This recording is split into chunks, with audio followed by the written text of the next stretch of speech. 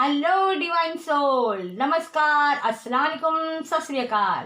स्वागत है आपका मेरी चैनल में। कैसे आप सब लोग? आशा करती हूँ आप सब ठीक होंगे। गाइस, सबसे पहले उन सभी का बहुत बहुत शुक्रिया जो मेरी चैनल में नए आए हैं। मैं तहे दिल से उनका शुक्रिया अदा करती हूँ। और गाइस, आज मैं साईं बाबा के क्या संदेश है वो लेके आई हूँ आपके लिए।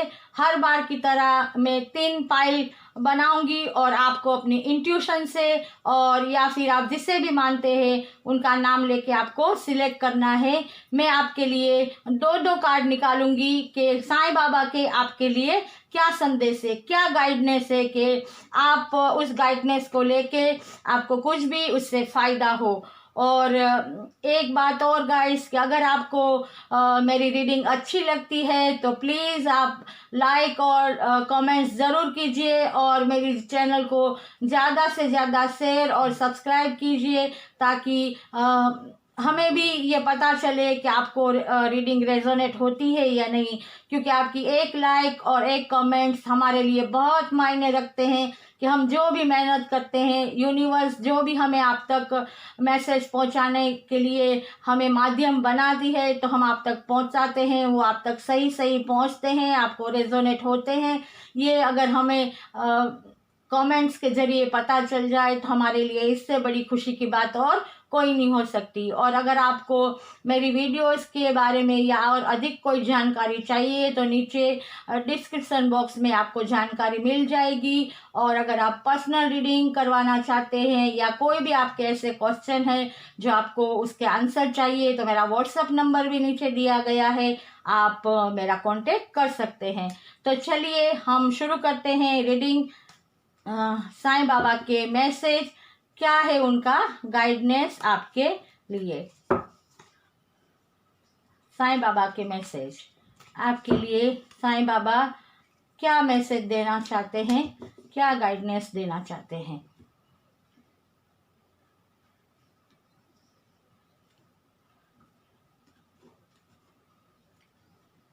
कभी कभी कुछ मैसेज हमारे लिए इतने महत्वपूर्ण साबित हो जाते हैं कि हमारी बहुत सी समस्याओं का हल हमें मिल जाता है। चलिए हम 2-2 कार्ड निकालेंगे।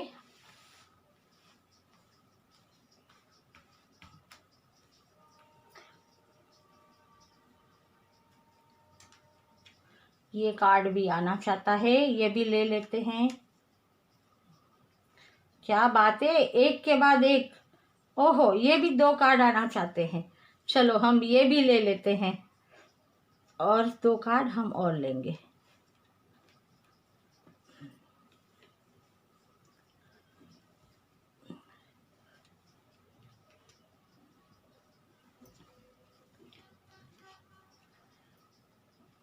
चलिए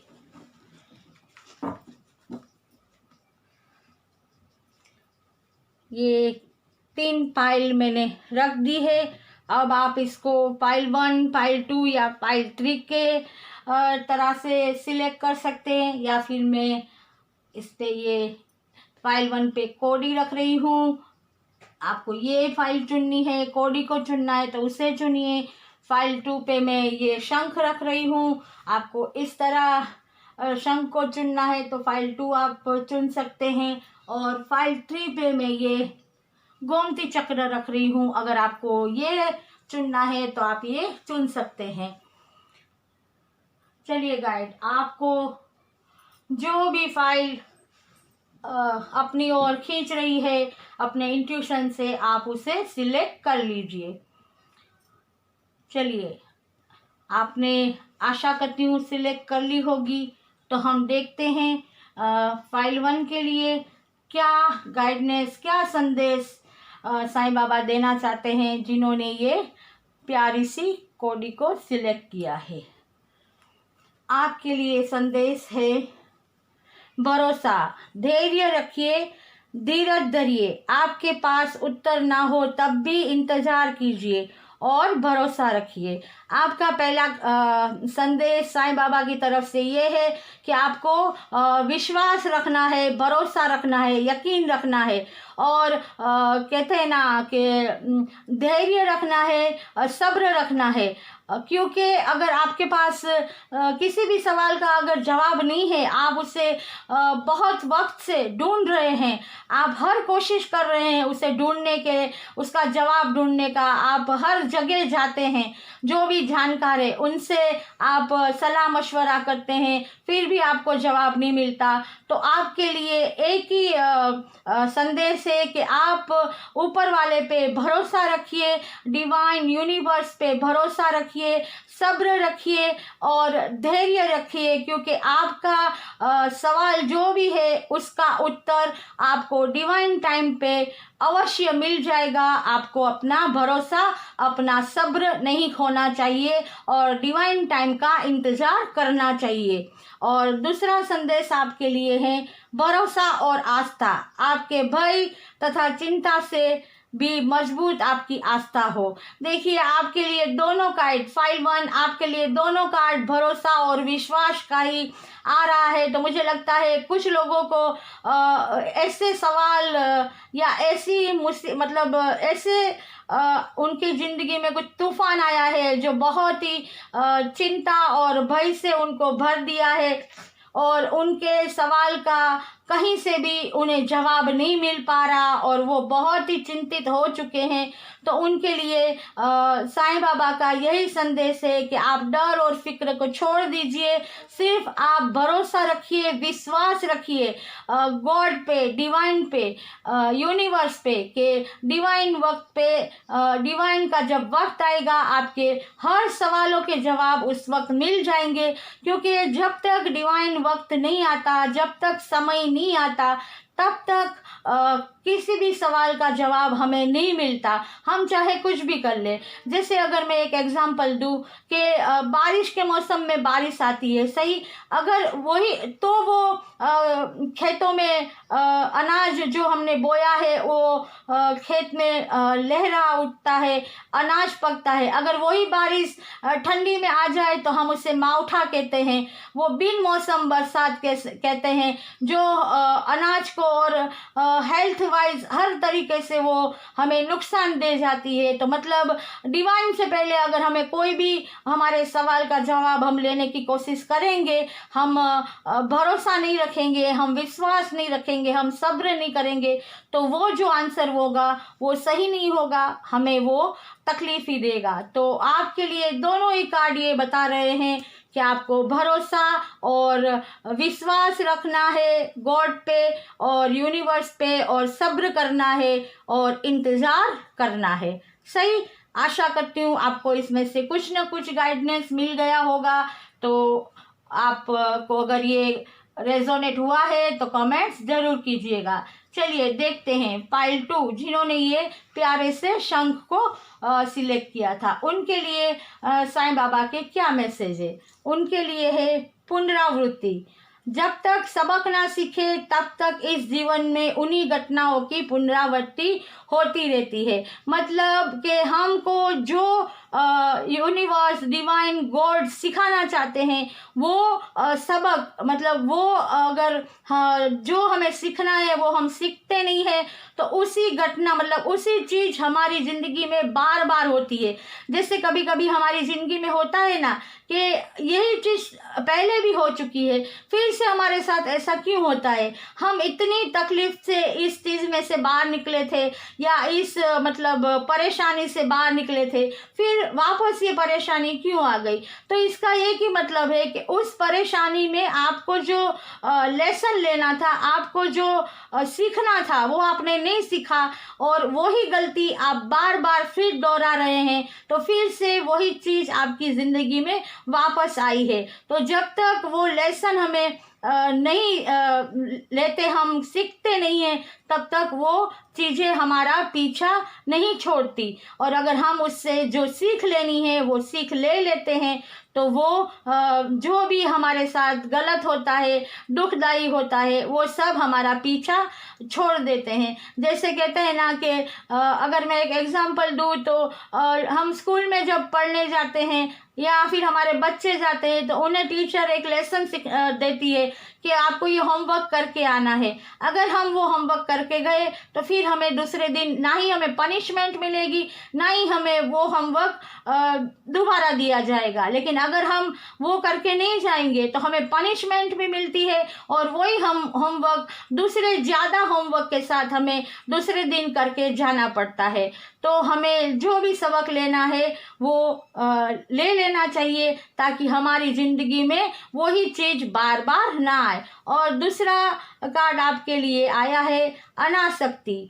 अनासक्ति का अर्थ यही कदापि नहीं है कि आप लोगों से या परिस्थिति से भागे, केवल इसका ध्यान रहे कि वे आपको नियंत्रित ना कर पाए। देखिए, ये भी कार्ड यही कहता है कि आप अपनी परिस्थितियों से, आप अपने जो भी हालात है उससे भाग नहीं सकते। जो भी हमारी डेस्टिनी है, जो भी हमें इस दुनिया में आके हमें कर्म करने हैं, वो तो हमें करने ही है, उससे हम भाग नहीं सकते।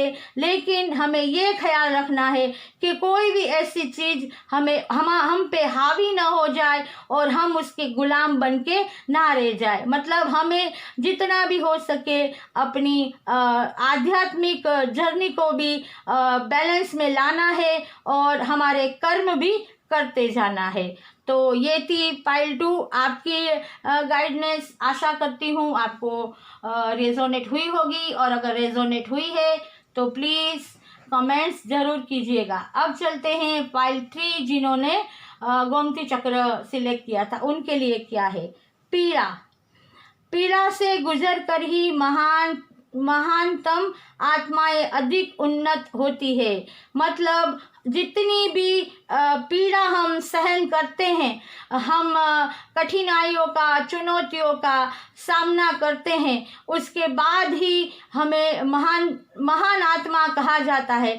जैसे हमारे पूर्वज थे, जैसे ये साईं बाबा को आप अपना उदाहरण बना लीजिए कि कितनी पीड़ाएं, कितनी यातनाएं, कितना दर्द उन्होंने सहा, तभी एक महान आत्मा कहे जाते हैं। और आज हम उनकी पूजा करते हैं, उनकी गाइडेंस को, उनके संदेश को हम जैसे कहते हैं ना, हमारे जीवन में उतारने की कोशिश करते हैं। मतलब जितनी भी पीड़ा हम सहेंगे तो एक महान आत्मा कहलाएंगे। और अगर कोई मतलब लेडीज ये देख रही है तो उनके लिए मैं एक और एग्जांपल देना चाहूँगी जो वो बहुत अच्छी तरह समझ पाएगी कि जब हम एक नए जीव को जन्म देते हैं, बच्चे को पैदा करते हैं, उस वक्त उस जो स्त्री होती है वो जानती है कि वो पीड़ा कितनी होती है, कितनी दर्दनाक होती है।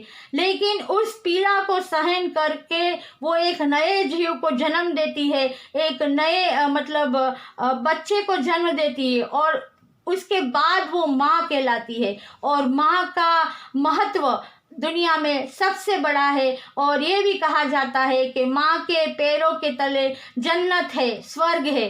तो इस जो भी संदेश है उसका आप अर्थ अच्छी तरह समझ गए होंगे। और ये दूसरा संदेश है आपके लिए, दृढ़ बनिए।